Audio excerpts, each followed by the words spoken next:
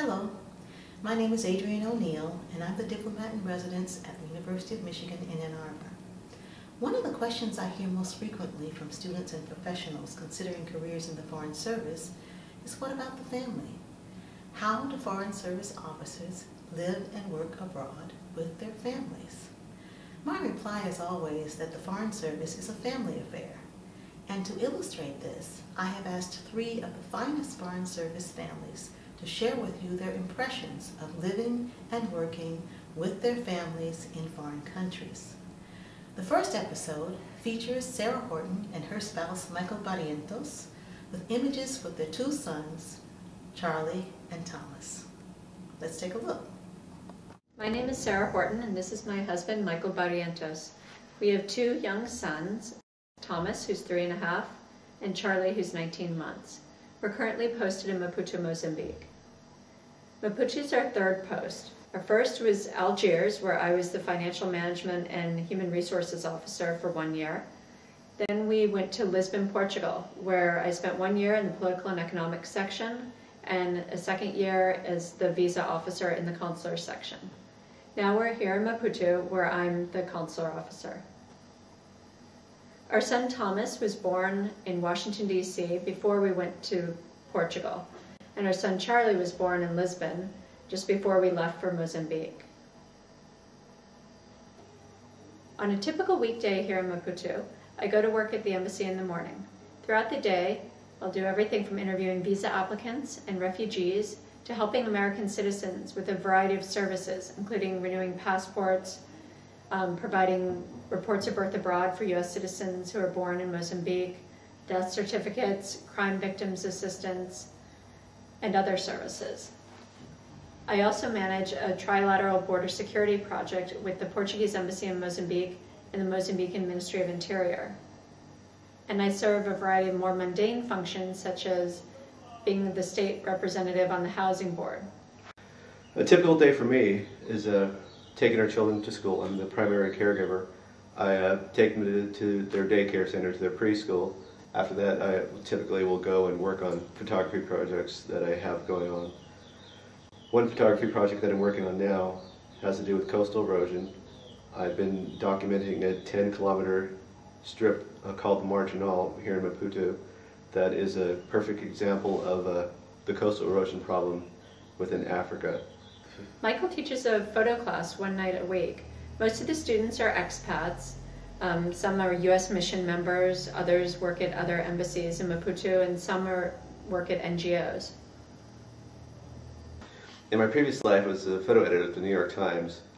It was a difficult decision to leave my job and career, but after discussing, we decided that it would be best for our children and they could have a richer experience living abroad, being exposed to different cultures and learning different languages. There are a lot of benefits for families in the Foreign Service. Children have the opportunity to attend really excellent international schools wherever you're posted. The travel, our 2 children have been all over Europe and now Africa. A lot of really great cultural opportunities. Since we've been posted in 2 Lusophone countries since our children were born, they both understand Portuguese as well as English. On the weekends, some weekends we'll stay in town, stay at home. We'll go with the kids to the pool. I take our older son horseback riding with me every Saturday morning. Sometimes we'll go to the craft market in Maputo or go to the beach. Other weekends we'll go to Swaziland for the weekend or to South Africa.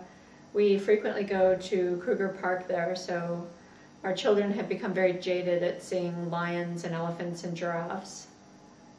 One place that I've been taking my children recently has been a place called Vila dos Pescadores, which means a fisherman's village, where there's a serious coastal erosion problem, but also it's a very rich area with traditional Mozambican fishermen, and people gather daily to buy fish, which they in turn sell. So the children have a great time. In Portugal, I would spend a lot of time photographing, and I would often have our infant son with us. There are several times when I actually did photo assignments for the New York Times with my little boy strapped to my chest.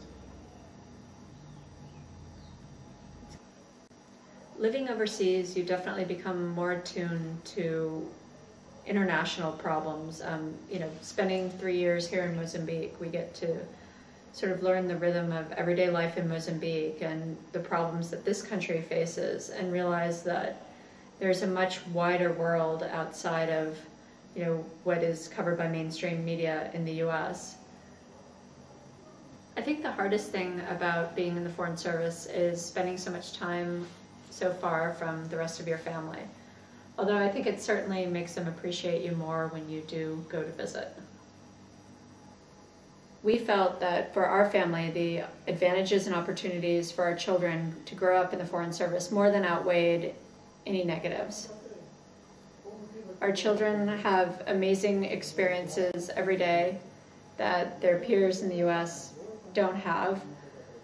I think they will grow up being more sensitive to international issues, to the differences in people and cultures. They learn to speak languages from very young age. Joining the Foreign Service can be a very difficult decision, even when you're single and on your own, but when you have a family, it's a much bigger decision. There are a lot of people that this decision will impact. I love my job. Every day what I do is different, and every few years you're in a new country, speaking a new language, doing something completely different. It's really fascinating. You get to do things you have never even dreamed about. It's been incredibly interesting for me. It's been a great growing experience for me as a journalist, and me photographically. There's been incredible people that I've met, incredible subjects that I've been able to photograph.